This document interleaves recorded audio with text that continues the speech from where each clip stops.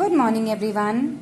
Today we are going to start a new topic in English class, and name of our topic, as you can see, is preposition. This is topic number 3.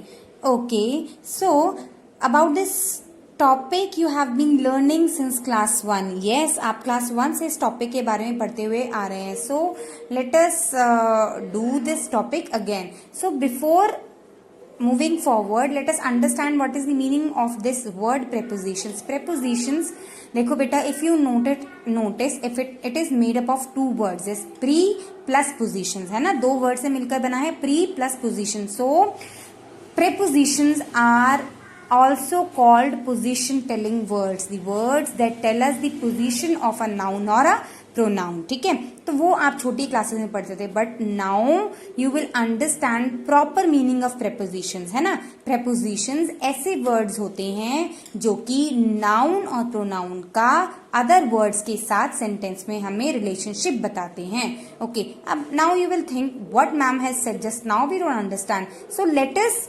Understand this thing with the help of an example. ठीक है, मैंने आपको क्या बताया, prepositions वो words होते हैं जो कि नाउन और प्रोनाउन का बाकी वर्ड्स के साथ रिलेशनशिप बताते हैं. So before understanding this definition you must know what are nouns और प्रोनाउंस, है ना. नाउन्स क्या होते हैं, name of a thing, person, place और एनिमल, है ना. और प्रोनाउंस वो वर्ड्स होते हैं जो कि नाउन की प्लेस पर यूज किए जाते हैं, है ना. तो चलिए हम देखते हैं with the help of example what does this definition of prepositions means. So here just look at the example, I am in the class. So what is a pronoun here, you can C on the first place only this pronoun I is used. ये pronoun है. yes, so pronoun का relationship बाकी words से बताने वाला word, बाकी words कौन से हैं सेंटेंस में, दी क्लास. यस, सो आई प्रोनाउन में और अदर वर्ड्स दी क्लास में क्या रिलेशनशिप है, वो रिलेशनशिप हमें कौन सा वर्ड बता रहा है, वो रिलेशनशिप हमें this word in is telling. This word in is telling us the relationship between this pronoun and the other word. The class क्या है, ये अदर वर्ड में काउंट हो रहे हैं. ठीक है, which is also a noun, है ना. तो अगर मैं ये वर्ड यहां से हटा दूं, ठीक है, इस वर्ड के बिना if you will read the sentence, what will be the sentence, I am the class. तो आपको क्या इस सेंटेंस का सेंस कंप्लीट लग रहा है, no. So you have to understand that prepositions plays a very very important role in completing the sense of a sentence also. ठीक है, सो अगर हम यहाँ पर इन लगा दें तो we can clearly establish relationship between pronoun and other words of the sentence, and this word in is telling us the position of this pronoun also, है ना. तो आपने यहाँ पर दो चीजें समझी. prepositions are the words that tells us the position of nouns or pronouns, and they are the words that establish relationship, that tells us the relationship of a noun or pronoun with the other words in the sentence.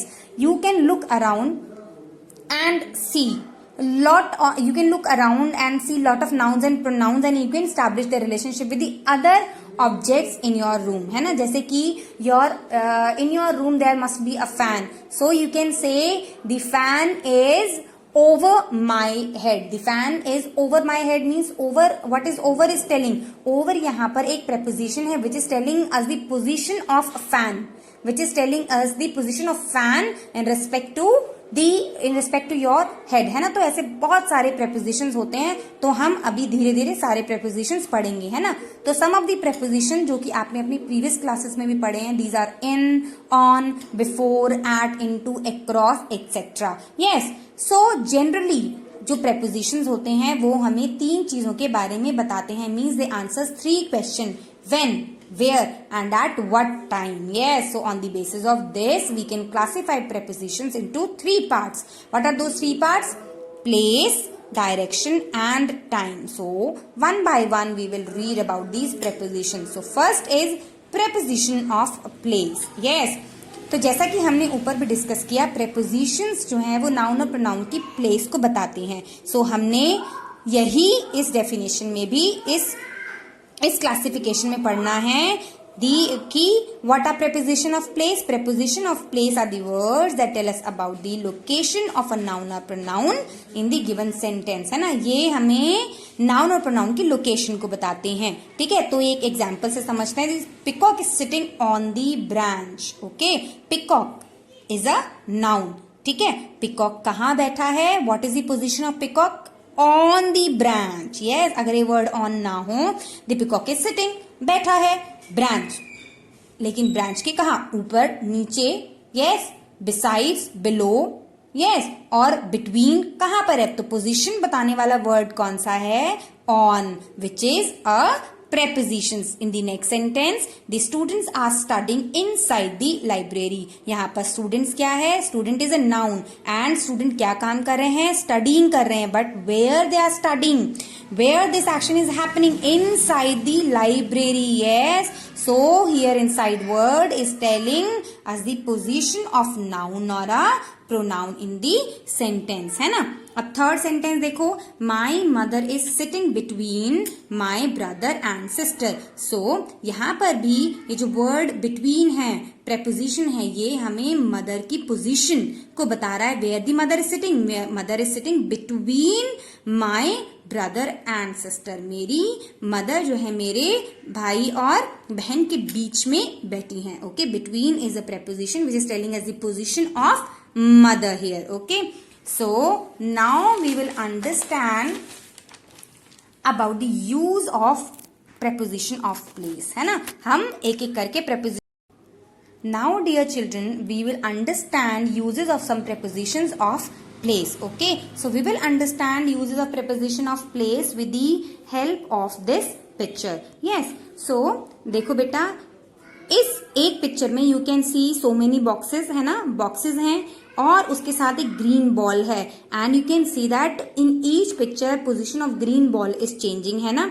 So her position के लिए हमने एक preposition word इसमें देख रहे हैं. हम देख सकते हैं कि हर पोजीशन के लिए एक प्रेपोजिशन इसमें लिखा हुआ है. ठीक है, सो सबसे पहले पिक्चर में हम क्या देख सकते हैं? That a ball is behind the box, है ना. बॉल बॉक्स के पीछे है. So when the object is at the back of something, तो हम उसके लिए क्या यूज करते हैं? बिहाइंड वर्ड यूज करते हैं. In the second picture you can see that the ball is in front of the box. Ball box के सामने है ना. It is in touch with the box, है ना. ये बिल्कुल बॉक्स के एकदम इसको बिल्कुल छू रही है ना. तो इसीलिए हमने क्या कहा कि जो बॉल है it is in front of the box, है ना. और देखो in next picture what you can see, the ball is next to the box, means बिल्कुल इसके साथ में है.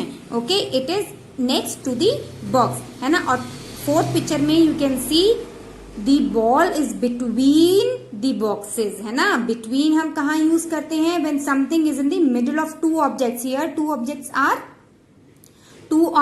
आर these two boxes, है ना. ये दो बॉक्सेस है और उनके बीच में बॉल है. तो जब दो ऑब्जेक्ट्स के बीच में कोई ऑब्जेक्ट होता है उसकी प्लेस को बताने के लिए हम क्या यूज करते हैं? Between. In the next picture you can see the ball is near.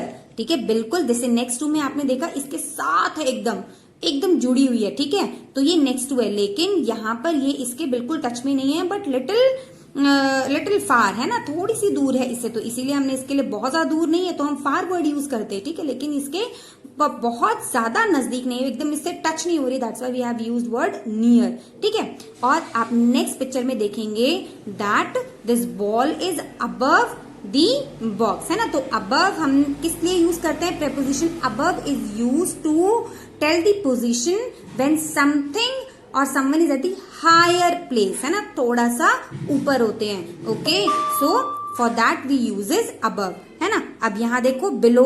Above का ऑपोजिट क्या होता है? बिलो. दी ऑब्जेक्ट और the ball is below the box, है ना. बॉल जो है बॉक्स के नीचे है. और नेक्स्ट पिक्चर तो सबको पता है, ये हम बहुत छोटे थे तब से ही सीख रहे हैं. The ball is in the box when something is inside, for that we uses preposition in, है ना. तो ball is in the box. और यहाँ पर देखिए last preposition is on. Okay, on हम क्यों यूज करते हैं? To tell when the thing is touches the surface, है ना, जब कोई चीज किसी सरफेस को टच करती है, यहाँ पर आप देख सकते हैं बॉक्स के जस्ट ऊपर है ना, बॉक्स से सरफेस को टच कर रही है ball, so for that we have use preposition on. Okay.